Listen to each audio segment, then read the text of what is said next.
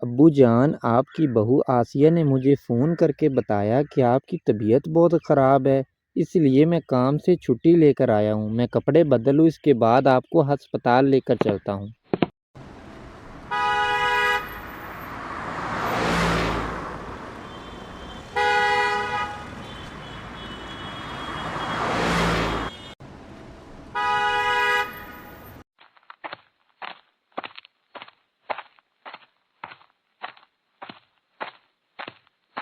Uncle, آپ کو پریشان ہونے کی کوئی ضرورت نہیں، آپ جلدی ٹھیک ہو جائیں، بس آپ اللہ پر پورا بھروسہ رکھیں، انشاءاللہ آپ ٹھیک ہو جائیں گے۔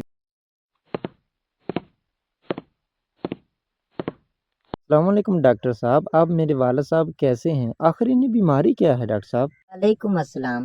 میں آپ کو جھوٹی تسلی نہیں دوں گا، دراصل آپ کے والد کو کینسر ہے، اگر جلد علاج نہ ہوا تو ان کی جان بھی جا سکتی ہے، اسی لیے ان کا آپریشن کرنا پڑے گا، اور آپریشن کا خرچہ کم سے کم 10 لاکھ روپے ہوگا، آپ جیسا کہیں۔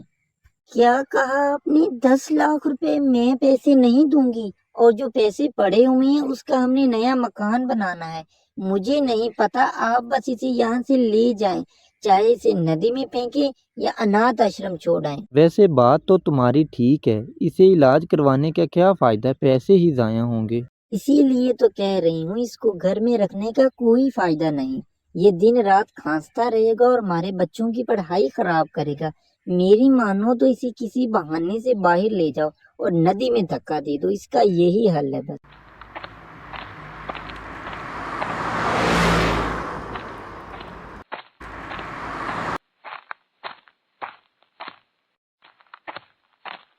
میں جانتا ہوں کہ تم مجھے یہاں کیوں لائی ہو، تم مجھے ندی میں گرانا چاہتی ہو اور جان سے مارنا چاہتی ہو، میں تمہارے لیے عذاب بن گیا۔ ابا جان، مجھے معاف کر دیں، میرے پاس اور کوئی راستہ نہیں۔ میں جانتا ہوں کہ تم بہت مجبور ہو، بس مجھے یہاں نہیں تھوڑا آگے کر کے دھکا دینا۔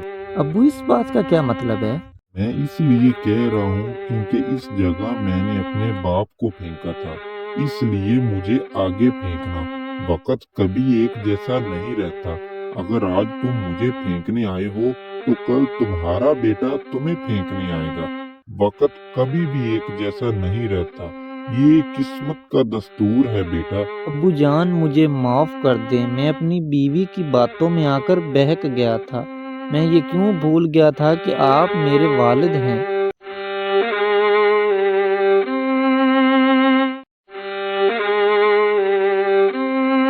امید ہے آپ کو یہ میری ویڈیو ضرور پسند آئی ہوگی۔ اگر آپ اس طرح کی مزید ویڈیو دیکھنا چاہتے ہیں تو ابھی میرے چینل گلو چچا کو سبسکرائب کریں، لائک کریں اور بیل آئیکن کا بٹن ضرور دبائیں، کیونکہ اور بھی بہت سے امیزنگ کنٹینٹ آن دی وے ہیں۔